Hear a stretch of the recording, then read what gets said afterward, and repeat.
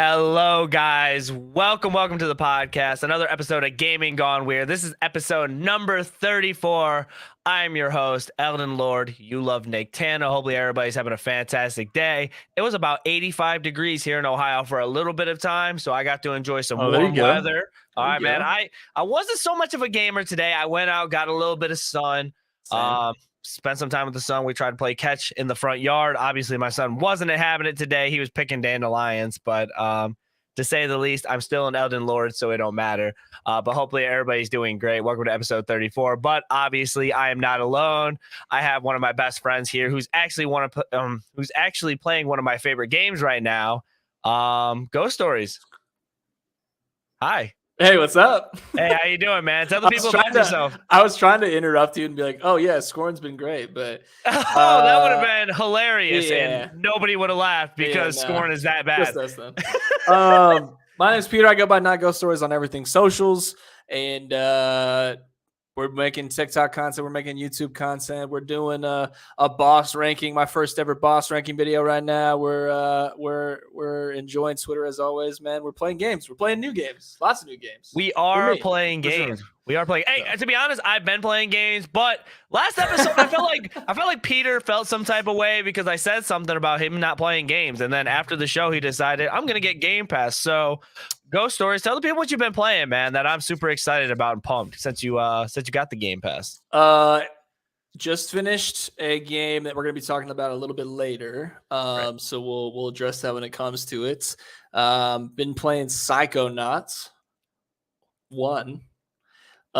Been playing Doom Eternal. Been playing this game called Empire of Sin, which is about 1920s Chicago. It's like a turn-based strategy, but everyone's like old gangsters from the 20s, which is kind of cool. Mm-hmm. And combat, you'll actually like go into a building. It'll be turn-based, and then you like at the top of the screen, you'll see this. It has every portrait of every player like in this area, and then each person makes decisions on what they're going to do, and then it actually like plays out. It's hard to explain. I don't even know what to call the genre, but so I've been playing that, and yeah, man, just a lot of new stuff. Testing it out. I'm excited for him, man. I'm excited for you, Peter. I'm glad you're getting into the world of gaming, man, and just trying out new stuff, bro. That's what it's really fun to be a video gamer now. Video gamer. How old am I? Video gamer. Peter just showed his age, ladies and gentlemen. Yikes. But like he said, we do have a lot of stuff jam-packed in here for you guys. We will be talking about Phil Spencer and all the stuff about Xbox that's been going on. He was kind enough to do an interview with Kind of Funny Games. So we are going to be talking about that. Also, we're going to be talking about Hollow Knight, Silksong actually getting a delay, and we both have a Ravenlok review that we will be giving to you guys. So hopefully you guys are jam-packed and ready for that. But before we kick off anything, I do want to say if you guys want to help support the channel, otherwise by just kicking it with us, liking, commenting, subscribing, all that stuff, you could kick it here. And also, if you guys want to use the KYN chat to help support the stream even more, it does help Jimmy, it helps the channel, and it makes us really happy. So if you are invested into that, you guys should definitely do that. But Peter does have the question of the day. So Peter, go ahead and kick us off, man. What is the question of the day? So this question actually came out of playing Ravenlok and looking at the art style of that game and being reminded of like, damn, this is amazing. This game looks amazing. And I'm not appreciating certain art styles or graphic styles for games. There was like a run where everything was just trying to be as realistic as possible, and you're like, oh man, how real can these be? Like, how real can these games look? But kind of, I feel like we've sometimes forget about I don't even know what to call it, just like art styles that aren't really mainstream. They're a little more, they look like they're a little more hand drawn, a little more artsy, for lack of a better word. But my question of the day was, what games, styles, graphics do you like the most in a game? What do you think is an underrated style? What do you think is an overrated style? What kind of, I guess, not just the best graphics, but like what graphic styles do you like most? And what are some examples of those games that you really if you don't care, I'll go ahead and kick it off. Yeah, honestly, I feel like this answer it might be a more of a like obvious answer. Maybe not obvious. I feel like this game's a little bit bigger, and it's like I feel like it's a reasonable answer. I would say Fortnite. Games that look like Fortnite. It just seems like Fortnite has a lot of colors in the game. It's very bright, Super very vibrant. active, super vibrant games like that. If a game has a lot of colors, it's vibrant, it's fun, it pops out at you, and kind of like that little cartoon feely. I'm in most of the time. That's the stuff that just really gets me hyped up. It really makes my eyes pop, and it brings me a different feelings because I feel like sometimes games get a little too serious and they get a little bit for real at times. So when I see games like Fortnite that are really cartoony, they have a bunch of colors and it's just a good and fun time. That's the type of games that really get me pumped up and that I love to see graphic wise to me. So if that has that type of art style, the cartoon, the colors, all the jazz, man, I'm in. That's my type of game. I like that, man. So like, for example, like would a game like God of War, like the new God of War, would that be kind of along those lines? Like it's realistic, but I also feel like it's super. I don't even know how to call it.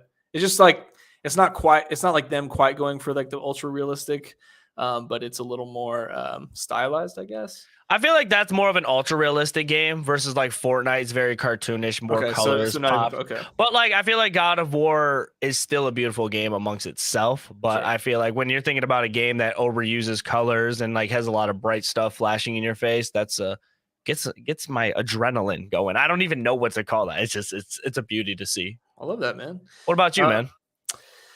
Well, I really like the art style in Ravenlok because it's got like Right. these hybrid styles. The Cuphead game, I really liked everything, and that was hand drawn, which was really Right. cool. You just don't see that very often. An old game like Beautiful Joe, if you remember that. Mhm. Like fighting games, I feel like fighting games always have like really cool art styles, like They Guilty do. Gear, Capcom. Like it's so, I don't know how to explain it. It's just so like well animated versus a game like a dialogue game, and you have lots of facing the NPC, and it's just like, yeah, the mouth looks so realistic. I'm like, that's not why I'm here. That's not why I'm playing the game. Right. So to see like super stylized, or like there's an old GameCube game called Cell Damage. If you've ever heard of that game, No, I haven't. it's kind of like a destruction derby, kind of like Twisted Metal, but like super cartoony. Okay. Everything was cell shaded, looked like early Borderlands. Okay. That kind of style. But so stuff like that, when it's just like, it's stuff that I don't want to see in real life. I want to see just animated stuff like that. So those types of art styles. Mm-hmm. No, I definitely 100% agree. Those are some very good examples. I like the Dredge one. Yeah, and basically what you're saying is like it's the cartoony stuff that really drives it home for me. I feel like that's a lot of stuff I played as a kid too. We got a lot more of those cartoon style games instead of like the very ultra realistic stuff. So I definitely 100% agree with you on that. I think the Plucky Squire is going to be really cool. Plucky Squire is going to be amazing. Yeah. I am like 100% set on that game, and I've seen one trailer. Yeah. I've never seen anything like that, so I'm like it's going to be good. Excited. Yeah. Let us know, guys, in the comments below. Let us know your guys' answers live, or if you guys are watching this after the fact, make sure you guys let us know. We're honestly very curious, and sometimes you guys teach us stuff about the games that you guys play and stuff, because we only have 24 hours in a day. We might not hear everything, so let us know. To kick off the episode, though, guys, I do want to let you guys know the games that are coming out this week. This is a very good week for gaming. We are getting a lot of very good games. We are getting Darkest Dungeon 2, which came out May 8th on the PC. We got Weird West that came out on the same day as well of May 8th. A game called Death or Treat. Death or Treat is a very cool game that I saw. It's a side scroller game, and it has those like bright colors and those cartoon graphics that we were talking about that we really like. So I'm definitely gonna keep my eye on that. It wasn't a for sure cop, but when I saw this, I was like, this looks kind of cool. We're getting Marvel's Midnight Suns. This is coming out on May 11th. And of course, the long-awaited The Legend of Zelda Tears of the Kingdom is making its way onto Switch on Friday, May 12th. Peter, are you going to be picking up any of those games out of curiosity? I was looking at Weird West. I think it's on Game Pass, actually. I think that game was in beta. I've seen people play that game. Okay, yeah. I was looking at that. I was watching Moon play Darkest Dungeon 2, so it had me a little interested in that. Plus, we talked about, isn't Darkest Dungeon we talked about an article? Wasn't that the one with the kid? Yes. Yeah. Mm-hmm. I'd be interested in that one. I don't know anything about Marvel. And then I know a lot about Legend of Zelda, but again, I don't have a Switch. So here we are. Right. I told myself that I'm going to play Breath of the Wild before I play Tears of the Kingdom, but Breath of the Wild, I remember my fault. Tears of the Kingdom, it does look very good. It's just the fact that I feel like it's a lot of similarities, man. I know I was roasting the gameplay of it, but it does look like a beautiful game to say the least. And I can't wait to see what people pull out when they're going to be playing it. So yes, sir. So to kick off the pod, guys, we got the first topic. If you guys don't know what's been going on with Phil Spencer, he was recently on another podcast called Kind of Funny. And basically, they were kind of interviewing him and they were kind of talking to him. And they said they didn't have this planned out. It just happened that he was scheduled to be on the show around this time. All the Redfall stuff was happening. All the backlash was happening. But he was on the podcast and he had a lot to say about all the backlash and all the bad stuff about Redfall and about Xbox in general. First thing before we kind of kick off into our opinions, I want to say I really respect and appreciate Kind of Funny and what they did over there. I felt like they did some real journaling. They didn't put no crap out. They went to the source. They asked them very respectful questions. And Phil Spencer honestly nailed this interview. This isn't a backlash on Phil at all. I'm not an Xbox fanboy. Got to throw that out there. But I am saying Phil did a very good job and handled this with all the stuff that has been coming at him throughout the week. So I'm just excited to talk about this, and I give him his props.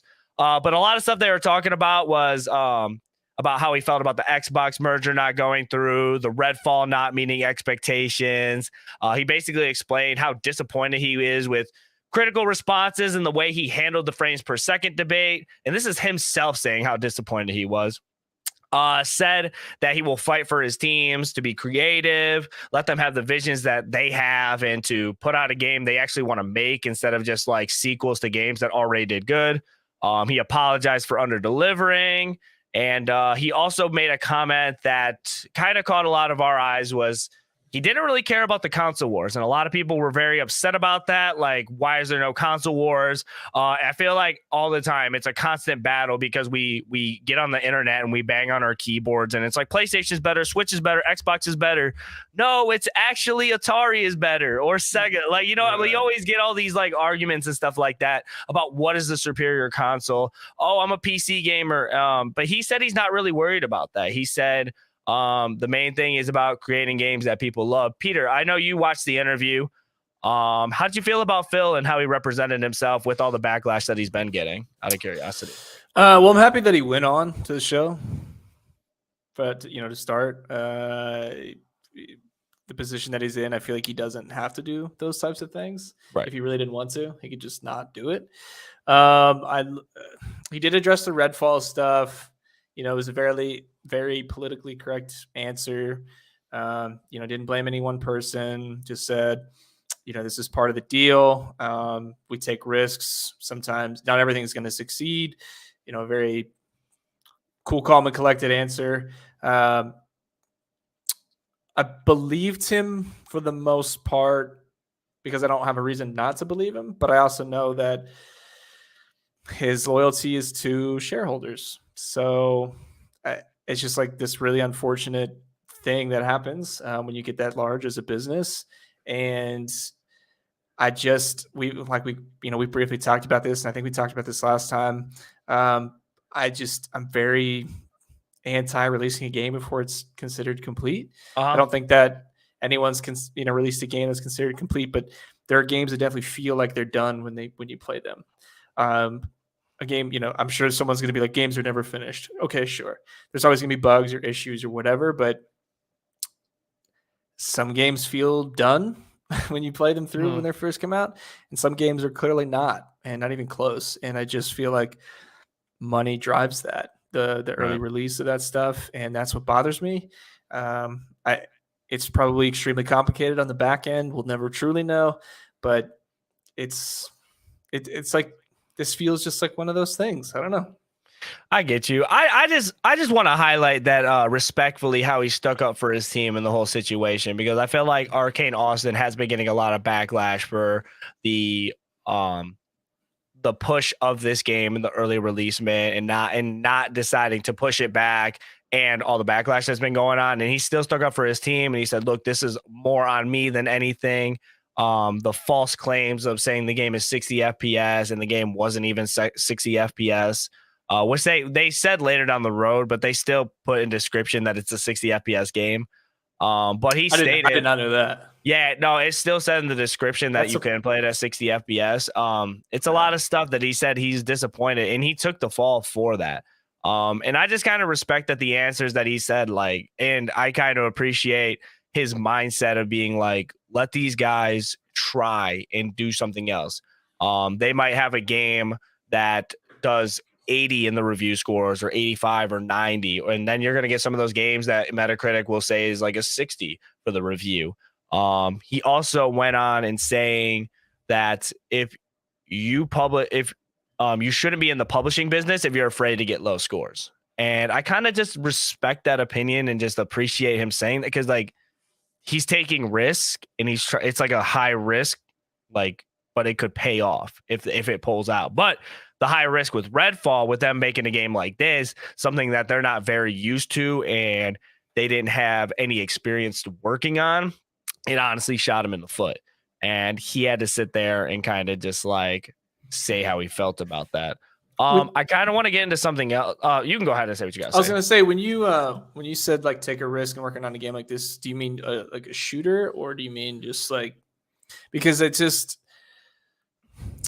I don't know, like and I don't want to like stick on Redfall for too long, but it's okay, yeah, because like it's not like a crazy, it's not like a crazy out of world like genre. It's a shooting game with vampire, like it's not, you know what I mean? Like I feel like if it was just like a crazy new type of game no one's ever seen before, but we've seen this, you know, we've seen a game similar to this before. So I'm like, when you say like what risk are you, I guess, like what risk do you think he's referring to? Just like the publisher working on this type of game for, or, you know, I don't know. I mean, I'm just curious. Okay, so like what I mean is like his team's going out and trying something new instead of Arcane being like, oh, we're just gonna take a game that let's make Deathloop 2. Okay. Or let's make The Evil Within 3 because The Evil Within 2 did really well. Everybody knows those games are very well. They're doing something different and making something completely new, a completely different world and all that stuff. That's what I mean by that. But I also want to get your opinion on him saying like no more console wars. Do you think that irritated the public? Do you think it's kind of smart for him to say that it's like, we're not competing to sell the most consoles anymore? We're sure they are. You don't know. I don't I feel like it's there if they want to, but like it's been shown that the Xbox isn't as great as like other consoles. Like this is the most powerful console that they have, but it just doesn't perform well. Maybe that's not on his radar. It's still a business though. And they're trying to make it to where you can play the games on PC. You could play the games like I've seen people play Madden 23 on their phone. I don't know how. like it's the cloud gaming. They're trying to focus on more of that than just being like, you buy a console, you're going to play at home all the time. Think of like PlayStation, you can't take that experience elsewhere. You're playing your game at home, right? And then once you're out, bro. Think of like cloud gaming. Like you could load into your friend's PC, like through your Xbox Game Pass, and play your stuff on his PC somewhere else. Or you could play it on your Xbox at home or somewhere else. And I think that's what they're more trying to do than anything. So do you think that's like hardware something that they would want to get away from eventually? No, I wouldn't say that, because they did ask him. They were like, you've been focusing a lot on PC. Are you just trying to get rid of the Xbox in general, or like not focus so much on your hardware? And he said, no, he's not trying to do that. He just wants it to be able to game wherever you possibly can. So I feel like, because I don't think he's just so dead set on selling the most consoles. I think he's just focused on putting out great games. How do you feel about that mentality? Do you agree? Do you disagree? Do you think it should be more of like, this console needs to be super superior and then the games come second, and just like not try new things? No, I think the game should come first. Right, because the way I see it too is what their plan is, and what Game Pass is Xbox trying to do is with the Game Pass, they're going to have all those games, and they're just going to be able to, like, you pay your subscription and you're going to have a million games to pick from, and they're going to all be different. There's going to be something for everybody. I think that's more of the focus for them in general. Yeah, I mean, as we go, I feel like it's so hard to build. Like, technology is advancing so fast, and Yes. you put out a console that takes you X amount of years to plan, and you have all this money poured into it. And you put out a console, and then a computer comes out a year later that's better. And then 4 years from there, there's like all the parts for a computer. Like it's like computers are just going to outpace the console, but that's just because you can't customize. Like you build it once, and then you have that for however many years until the next console comes out. So it's like, how long can you? Because it's just a computer. It's just a computer with an Xbox skin. Like that's what it is. I feel like Xbox and PlayStation is more the interface more than ever, if that makes sense. So like, I just want the PlayStation world and interface and PlayStation Network on my screen. Do I care what the box looks like that it's in? I don't know. I don't know anymore. I don't know. Maybe it's the brand now. I don't know. It's got to be hard, man. It's got to be so difficult to build a console, have it be relevant for however many years. Whereas like when you're building games for PC, you can like build it and then people kind of have to build around you. Does that make sense? Versus like if you're designing a game for a console, you have to build it for the console. But for PC, you can build a game and say, hey, this is what it requires. Like, sorry, you have to have this to play it. It's like a weird, I don't know. The console, I mean, maybe he's just like, I don't have the energy for this anymore. We know we're going to sell X amount of consoles every year. We just need to focus on games to give people a reason to buy it. I think that's true. Like the only reason that I'm agreeing with that is because it's been May and they put out one AAA title and people are like, where are the games? Where are the games? Where are the games? But like, where do you think that energy is going? Like, why is it taking so long to put stuff out? I think they overhyped everybody, and I think it was a bad thing because they were like, Fable, big old Fable logo. It's like, oh, it's coming back. But not till 2026. Yeah. Like, right. Like, hope. When do you graduate college? Right. Like, it's going to be that. Yeah. And then it's going to be like, okay, new Fable's coming out, but you got to get the Xbox Series XLV. What I'm saying? So let us know in the comments, man, what you guys think, man. How do you feel about Phil? How do you feel about Xbox and everything that's been going on? I give Phil my W. Ghost Stories obviously hates him for some reason. I don't hate him, man. Know. I just think like, but you give him Game Pass money. That's cool. I had Xbox. I've had all the Xboxes. I've been a supporter of Xbox my entire life. I've owned a PlayStation for maybe a year and then got rid of it. Like I've always been an Xbox's corner, but I think you're right, man. Like I think when you go to a showcase and you go, hey, this game's coming out in 5 years, you're like, what? It's bad. Why are you even telling us what's coming out next year? What's coming out in 6 months? Like, right. I don't know if it's just taking longer to build games or people fear like putting out incomplete games and then running into stuff like this. Okay, chat, listen, everybody freaks out, okay? All right, man. Look, my journalist career is going to go down the toilet, okay? I don't know if it's coming out in 26. I don't need everybody like Nicktana reported. No, I'm just saying like it's going to be released like way down the road, okay? We're talking maybe like 2025, like 2024, but that's stuff that we got to wait for, you feel me? It's like announcing a Marvel movie and then saying, oh, it's coming out 5 years from now. And you're like, tell me when it's 2 months away. And people just stated how frustrated they are with that. The next topic I do want to get into, and this actually got released today. If everybody knows what Hollow Knight is, one of the better indie games and a great indie game. Hollow Knight Silksong, which is the sequel to that, the highly anticipated follow-up to 2017's Hollow Knight, is gotten delayed. Basically, Team Cherry put out a tweet saying, hey gang, just a quick update about Silksong. We had planned to release it in the first half of 2023, but development is still continuing. We're excited by how the game is shaping up, and it's gotten quite big, so we want to take the time to make the game as good as we can. Expect more details in the future. Peter, how do you feel about it getting pushed back? Are you pressed? Are you Wow, what a concept. what a concept? Game's not done. We can't put it out yet. Right. I think with like a game with very high expectations, because Hollow Knight was a very good game, and it's one of the I don't want to say it's the best indie game, but it's a very highly appreciated game, and a lot of people love this game and take this game on a higher standard than a lot of stuff. So I'm all good for it. And they basically said that this game has already been 6 years since this game's been announced, and they basically said because people thought this was going to be just a DLC, but it turns out it's basically a whole new sequel to the game. So they just want to make sure they get it right, get everything rolling. Is it a game you're thinking about picking up at all? Have you ever played the first Hollow Knight at all? I've watched a lot of the first one. One of the first streamers I ever subbed to was playing Hollow Knight regularly. Right. If the first one comes out on Battle Pass, I'm definitely not gonna not play it. It might not already be on there. Hollow Knight's on Game Pass, yeah. It's on Game Pass, okay. Not Battle Pass. Yeah, that's a Fortnite thing. What did I say? You said Battle Pass, bro. The Fortnite Battle Pass. I'm like, this man talking about the Battle Pass. I'm losing my 30 mind. minutes in, he talking about the Fortnite Battle Pass. I'm talking so about Hollow Knight, bro. dehydrated from talking about Xbox.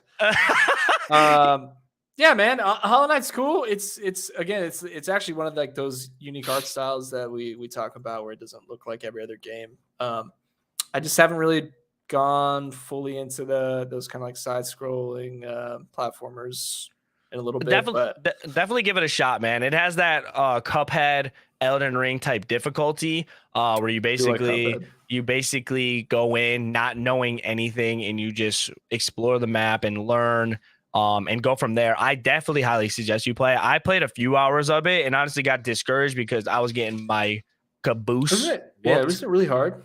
It is really hard. I was getting my caboose whooped, so I actually kind of set it down, but it's a game I'm going to beat one day. I'm going to beat that game before I die. I promise you guys that. Expect a review on here. Expect it.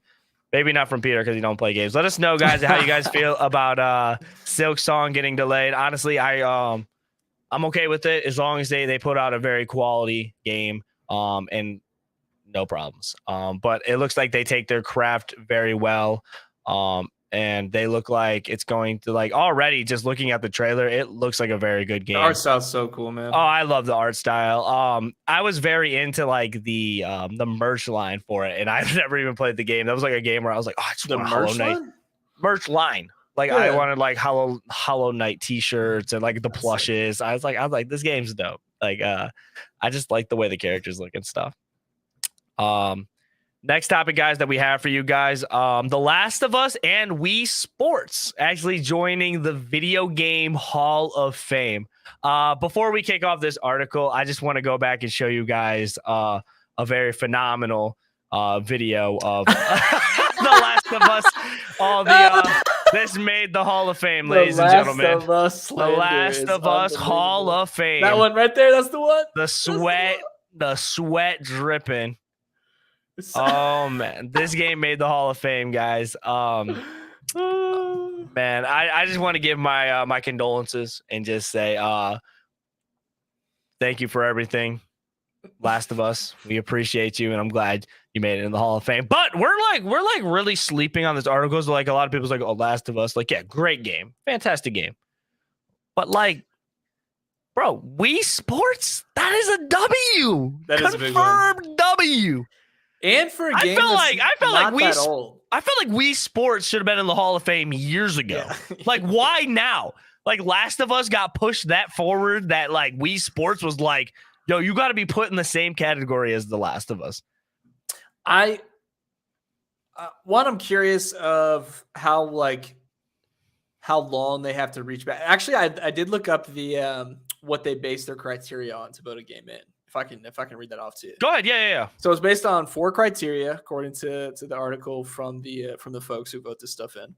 Icon status is the game recognized and remembered. The longevity that the game has enjoyed sustained popularity. Geographical reach, the game is known around the world, and influence, the game has had an impact on subsequent games or other forms of entertainment, pop culture, society. Wii Sports obviously touches all of those things. Okay. But this is why I'm curious, and I didn't mean to cut you off. Could this be a big outcome of what the show had? for this game. Did the show influence this induction? Yes. Pop culture for sure. That as soon as you said pop culture, I said TV show. For sure, right there. That is how. If there was no show, if there was no show, I don't know that it would have been included. The other two games that were included in this class was Barbie Fashion Designer. Respectable. Great game. Great game. Something called Computer Space, which I did not look up.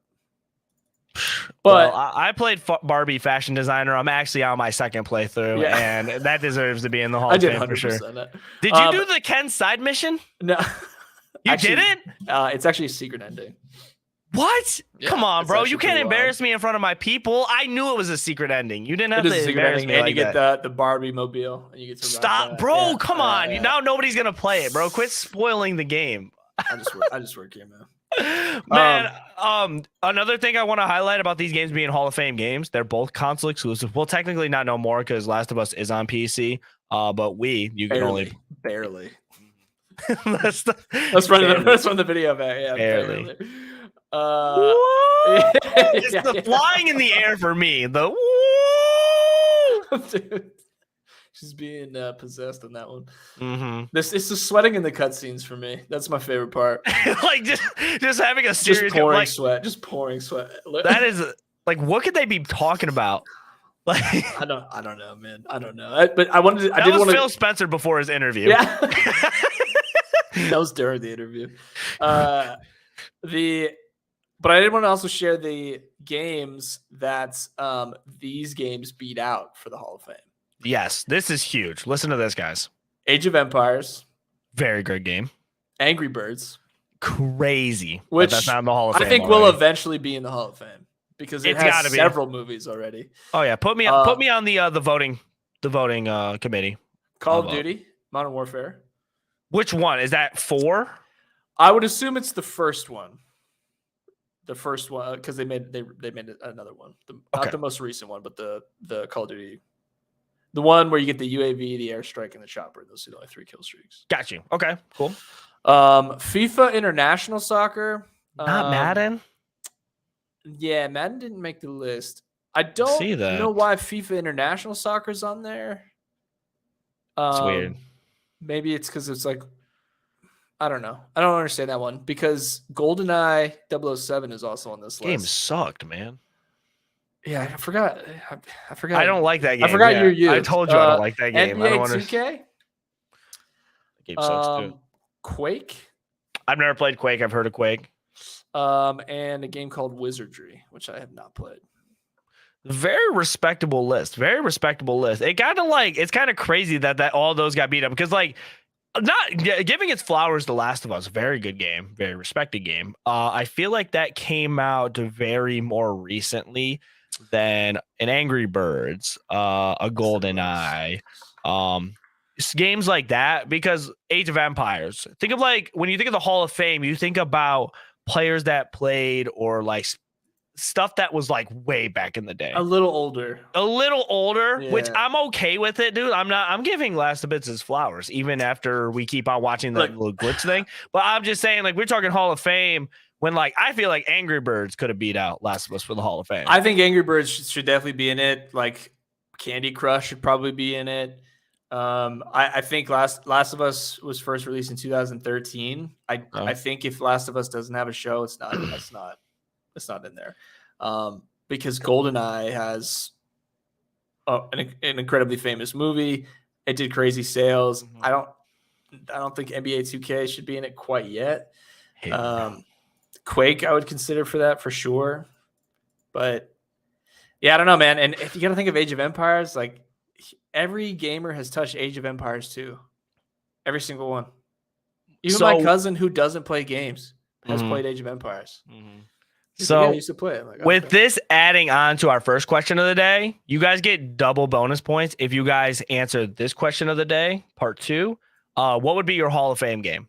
Hall of Fame game. You guys get to induct into the Hall of Fame. Question. What's your Hall of Fame game? And you can't say Barbie Fashion Designer because that is my pick.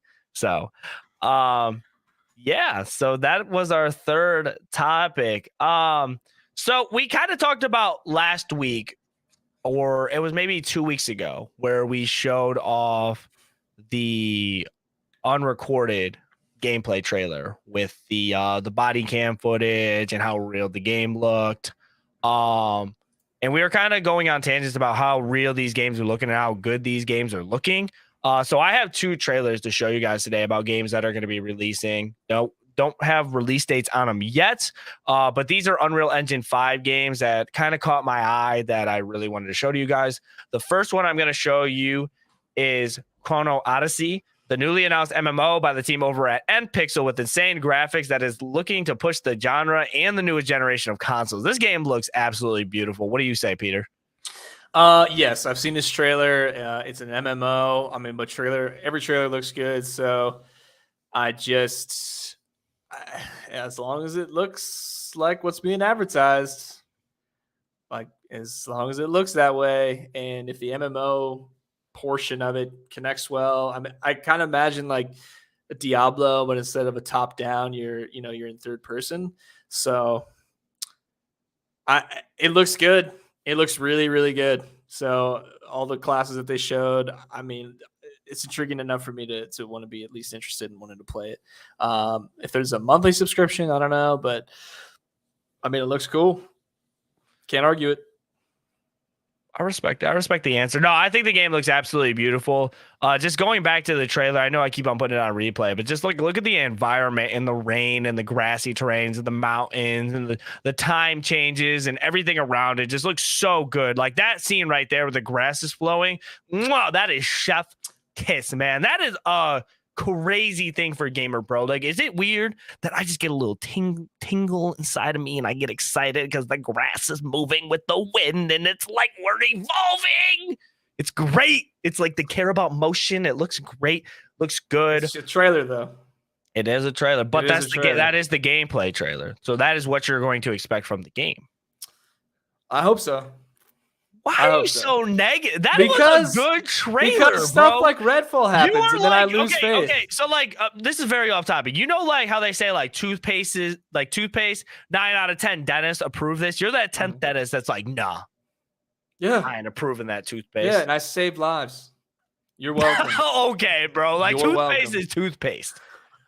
I'm saying games like Redfall happen, and it my God, makes me lose faith. What? This has nothing to do with Redfall. Redfall broke this man's heart. It has to do with the industry. It broke my heart first, bro. The game broke my heart first. But look how this is a different studio. This is on a different. It's a PC. It's going to be running on PC, so it's not going to be limited by all the console stuff. I think actually it is going to be on console. So I am kind of curious to see how it's going to run on console. But at the same time, it's a different genre. It's different. It's different everything, man. I know. I'm just saying I think you need to get your video game courage back, okay? Because I know like Redfall broke your heart, bro. But this game, it's just games like that. Cyberpunk. But like, can you think of an MMO that looks that beautiful though? Because that might be the best one I've seen in a while. Diablo looks very good. Diablo does look very good. The last MMO that I saw that I really liked and I thought looked really, really well, even though I didn't play it for that long, was Lost Ark. Do you remember Lost Ark? Yes, Lost Ark was a good game. I thought that was a really good game. I thought that was really well made. I hope it's still, getting along. But I thought Lost Ark looked really, really good. So this will be a nice kind of right. I like the third person more for MMO. I don't like the top down as much. But Diablo's still fun, but Lost Ark looked really good. So I hope it looks I hope it does the thing. I think it just proves how crazy this Unreal Engine 5 just really is pushing the limits to games. Because this looks so dope. And I feel what you're saying too, because I like the third person view as well. I like seeing my armor. I like seeing my drip to see what I work for. Yeah, it's like a Skyrim vibe, or yes. I want to be like Skyrim was first person though. But you can be third person. I like how you could alternate between them. I want to be like closer to what's going on, I guess. So I like that a lot. I'm very passionate about my drip when it comes to video games. So it's more of the fact that if I'm in third person, I can see all that drip that I worked for. Exactly. You're seeing progress versus like first person. You might be able to see like your weapons change. Yeah. What do you guys think, man? Let us know what you guys think about Chrono Odyssey. I think the game looks tight. So yeah. It looks good. It looks good. So depending on the monthly subscription, I'll be looking into it for sure. Yeah, because a lot of MMOs do that. They do. Thanks a lot. Wow. This man just got his heart broken every single time. I just don't understand. The next game I am going to talk about for the trailer, I'm going to show you guys. Sorry, let me rephrase that. The next game I want to show you guys is a new game that's coming out soon. It's called Paranormal Tales. Why am I sounding so weird when I say that? Can I try this again for a third take? Because, yeah. Yeah. Another game I want to talk about is the Paranormal Tales. This game is basically an Unreal Engine 5. It's a horror cam, which achieves the committee has obtained various videos files, and each file is a self-contained experience where you play through what happened to the people who have recorded these files. Developed with hyper realism to create a stunning experience. Like I said, it is Unreal Engine 5. This game looks insanely real. We have been on we have been on a roll with these hyper realistic games lately for this channel. I'm out, dude. I'm out. It is very, very creepy. It's very realistic, it looks like, and taking over the horrors and everything that happened from other people's experience makes it a little bit more creepy too. That's a cool concept, though. I like that a lot. It is a cool concept. Yeah. I remembered watching the Paranormal. Like when I think of this, I think of like Paranormal Activity. When I watched the Paranormal Activities as a kid, I got spooked like out of my socks. It's something about like the horror being like absolutely real. That just like the horror feeling more realistic than anything. Because like you could watch a scary movie and be like, okay, that would probably never happen in a million years. But like when it comes to like stuff moving randomly, like was that pot and pan there when I walked in the kitchen? Or did it just fall? Or just the door just slamming on you? I've had doors randomly slam on me, and I'm just like, whoa. It is just air moving it. Yeah, you're not really sure. You don't know. When my ice machine makes ice, that always freaks me out. Oh, yeah, it's the worst because it just makes a loud dumping sound. It looks like somebody's kicking a door, kind of. Yeah, I watched the trailer. The sound design is going to be a major factor in this one. Like having headphones where the sound acts independently in the left and the right. So when you hear, they had it so like when you hear footsteps, it travels from your left ear to the right ear. Which is always really cool. So I feel like the sound design team is going to be the star of the show. That's got to be key, in my opinion. Which is cool because I feel like there's not a lot of games where the sound design is the focus, and a lot of competitive shooters now say there's not even audio. That's all I see on Twitter all day. There's the audio or the footsteps. So this will be cool. I'm not going to play it. It kind of looks like ultra realistic Phasmophobia. Yes. So I'm out. But it's just not for me. I get scared way too easy. So yeah, I want to say it's a no for me, but like my curiosity is there. I am very curious about what this game will look like and how it will play out. I feel like this could be like scary night type of vibes. Yeah, but it's doing its job. If I watch a trailer and like I can't play this, then it's a good. Oh yeah, it already did its business. You know. Exactly. So and Jerry's calling you out saying Ghost is the biggest scaredy cat, but he did watch Evil Dead Rise. I heard that movie was very scary. I kind of half watched it because I watched it through my hands the whole time, but it was really, really well made, and they had this effect in it a lot where it would have a focus on something and then blur the edges of the frame. It almost like that filter. So like it'd be focused on a character, but it would kind of blur I'm not gonna say what's in it, but like it would blur that stuff. So you were trying to like see what's happening, but you couldn't really. So you got like super close and you're squinting, and then like while you're focusing on that, you just get jumped. Right, exactly. Right. Yeah. So first of all, that movie is actually really, really well made. And it's like the effects movies are just getting so good. We don't have to go down this road, but I just want to know a quick rate. 1 through 10. As a horror movie, I would probably give it a 8.5, 9. It's really well made. It's really well made. Right. I'm gonna check it out. And I hate horror movies, so I'm gonna check it out. I like the little scary stuff, but not like paranormal scary stuff.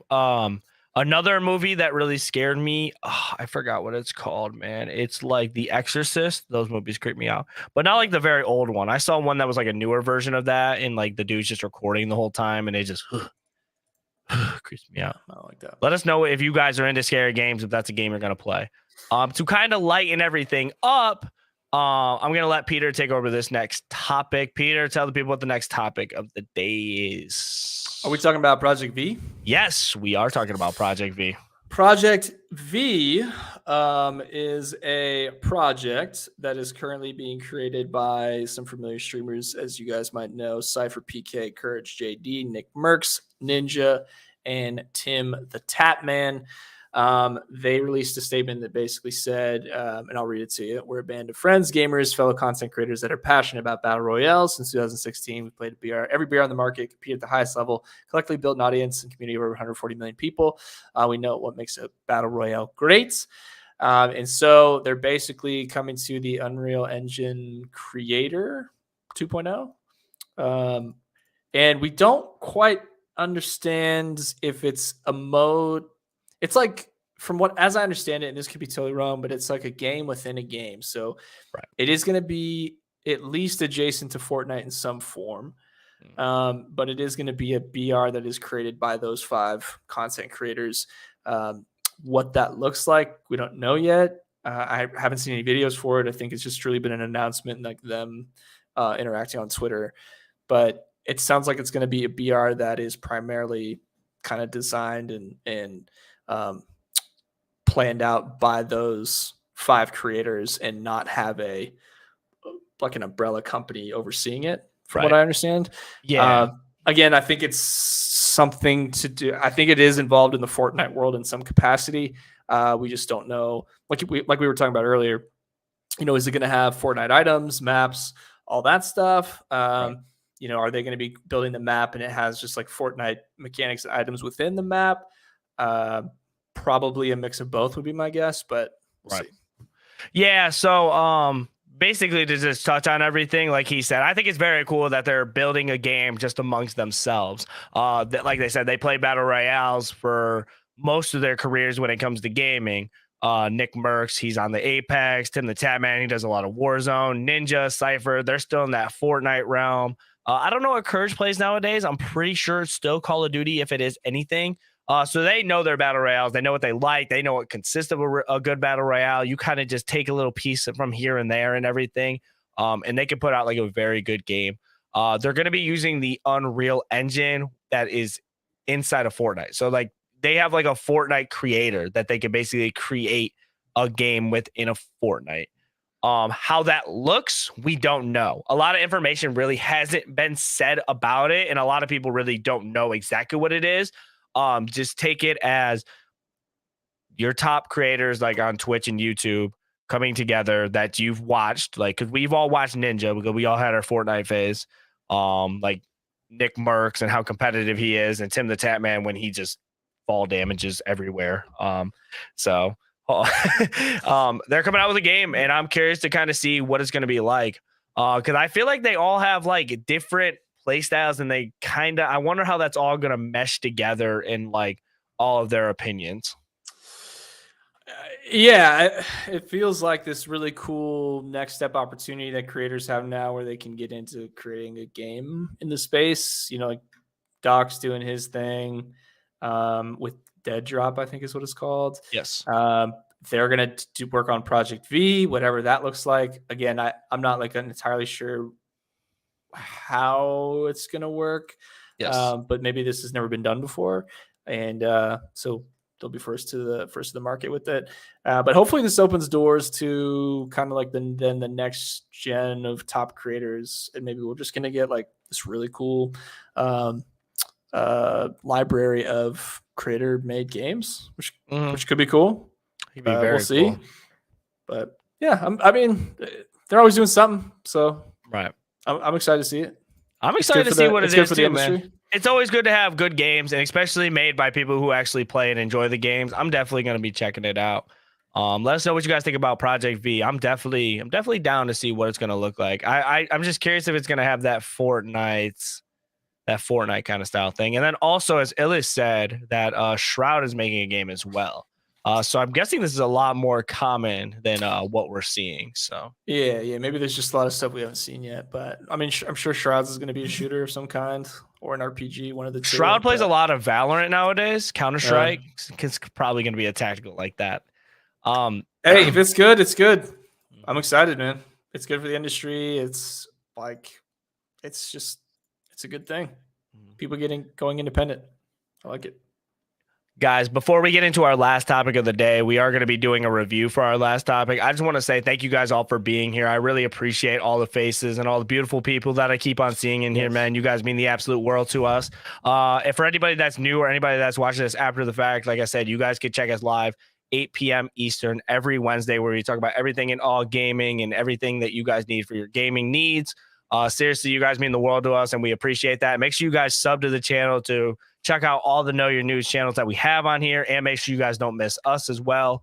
All that helps. So make sure you don't forget to like before we end. And if you guys are watching this after the fact, make sure you guys leave a comment, all that good stuff. It does help. The last topic we are going to talk about is a game that me and Peter, we both kind of discussed together. We're going to start playing. Like if there's like a newer game and we both have it, we're going to definitely play it and start putting out reviews. And this is our first time doing a review together on this channel, so I'm excited to do it. If you guys don't know, we've both been playing a game called Ravenlok. Ravenlok is basically, the way I see it, is more of like an Elden Ring for beginners. They take a lot of Elden Ring pieces and they kind of make it their own, make it a little bit simpler and a lot shorter. They take the opposite of what Elden Ring does. It makes the game very very long, as being like an 80 hour game that people don't complete. And they make it very easy, unlike the Elden Ring and the Soulsborne games are. It's a great game. It has 3D pixel graphics. I had an absolutely blast playing this game. I'm gonna show you guys some footage that I got from my experience playing it. But this game is absolutely awesome. It's an Xbox exclusive as well, so you guys can play it on the Game Pass. If you don't have Game Pass, I'm pretty sure it's a $20 game. We beat it in about 4 hours, so a very short game indeed. And I loved it, man. Peter, how'd you feel about Ravenlok? I'll let it go to you first, and then I'll go ahead and explain what I like and what I didn't like. Yeah, it's funny that we played this game at the time that we did, and just talking about like all the issues that we had with Redfall, and like talking about completed games versus non-completed games. Ravenlok, yes, it's a much smaller game. It's a much smaller publisher. It's I think I 100%. I think it was like 4 hours 8 minutes was the time. 100% in it. Got all the achievements, but it felt like a completed game. So the game was released and it was already done. I didn't have any bugs with it. Someone does somewhere, but the game worked. It had the completed story. It felt good, I guess, to play a new game. It had a bunch of boss fights. I like games with a lot of boss fights. This is one of them. I thought the graphics and the art style, first of all, the art style, some of the environments are, I mean, I would put that up against anything. I thought the art style was the best part. I thought the combat was very simple. You get 4 abilities. It keeps it light. It's like a perfect, I'd call it like a perfect entry level, adventure game. So if you have a young kid who doesn't play a lot of games or wants to get into it, this would be like the perfect. I've also never actually played a game where the camera locks on that certain view. So you can only turn the camera, like 90 degrees, 40, 45 degrees, something like that. Yeah, I would say I like the camera angle, but it did feel like I was fighting with it a little bit. But I kind of see what you're saying. It's but like for third person games, that's gonna be a problem. 95% of the time is camera angles. Make sure to get them right. So yeah. So that was a negative for me, was not being able to turn the camera 360 degrees. It bothered me. For, let's say you wanted a game longer than 4 hours, because I was doing the achievements too. So if you really just played through it, it would be less than 4 hours. Yeah, I mean, I just felt like a completed game, and the art style was really good. And I know I keep repeating myself there, but it really was. Like, the environments were really, really nice. Right. Yeah, if I had to give it a rating out of 10, I'd probably give it like an 8.5, 9. That's about where I'm at. For what it is. For what it is. Yeah. That's where I'm at, man. It's it's by an indie developer, guys. Published and developed by Coco Cucumber, which is an indie studio. And I think for what they gave and what they produced, they did a very, very good job. This is like one of the first games I've really enjoyed and seen out of them, which isn't a backlash at them. It's just seeing a lot of stuff they put out. This one definitely hit home for me. As Peter did say in the beginning of his reviews, basically saying that like you could introduce it to small children. That's how kind of simple it is. A lot of people said this is kind of made for kids. I could kind of see why with the difficulty. I would have loved to see a difficulty slider. Maybe if you could do like an easy, normal, hard, or make it like a like if you get hit, you died. Because like I felt like there was times where I got away with a lot of stuff easy. But my son, it's like light, like yeah. You're fine, bro. I'm a father. If you guys don't know, I have a 4-year-old son. And while I was sitting on the couch reviewing this game or just kind of playing this game, he actually picked up the controller as well. And he stood in front of the TV and he loved it. And he just walked around. It was simple enough to where he could walk around and understand what was going on. All he kept on saying is like, I want to get her home. I want to beat the queen, get her home. And awesome. I was like, that's kind of cool for like, it was a moment for us. So I think that kind of like brings it home for me. I think the game was short and sweet. I did no reason to drag it on. The story was very simple enough. Get the seals, beat the queen, go home.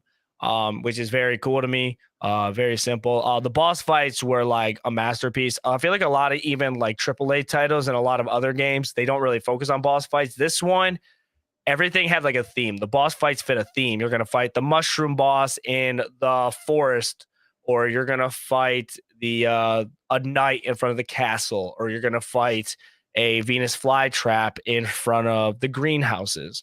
So stuff like that really like I loved, and everything had a theme and it had a purpose, and it felt like a new adventure every time you would unlock a new area. It didn't feel like it was very repetitive at all. No, that's actually a great point. Actually a great point. Every zone felt completely unique to the last one. There was like no repeats, like all the little because it's like a fairy tale. So you had these very fairy tale elements, which will probably seem some familiar in some spots, but that's actually a great point. Every zone was. You feel like there's unique stages without being like named stage 1, stage 2, because you go to like the mushroom forest. That's basically stage 1. As soon as you beat that, you're on to the next place. New area, new missions. Nothing like you feel like you're not spending too much time in one area. I like that a lot. And like he said, bro, if you're an achievement hunter, it literally takes 4 hours to unlock all the achievements. You could do it basically like straight through. You won't have to go back and do nothing.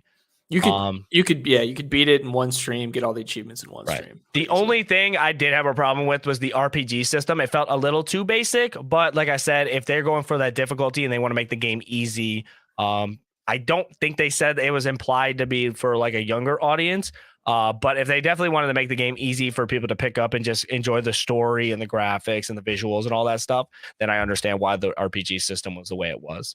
If I had to give it the game a rating, I think it's an 8.5. Around an 8.58. If you do have Xbox Game Pass, I do highly suggest you guys pick it up because 4-hour game, if you have if you don't have a lot of free time on your hand and you just need something to play, definitely look into it. It's a very beautiful game and I had a blast playing it. So, that's been our review on Ravenlok. Like I said, we're going to be doing that a lot more with newer games down the road. So now it's gaming gone weird with reviews and news. So that's very exciting, but we are getting to that point. We do have to get out of here, guys. We're about to reach that hour mark. Ghost Stories, tell the people where they can find you and what you have planned for the future. I go by Not Ghost Stories. My name is Peter.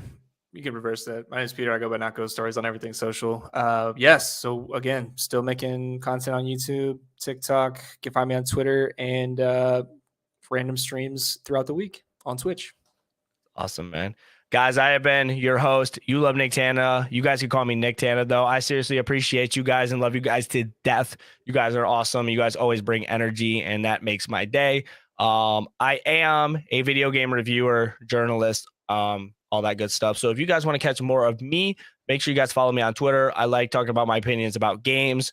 I usually post updates about what I'm doing on there and stuff like that.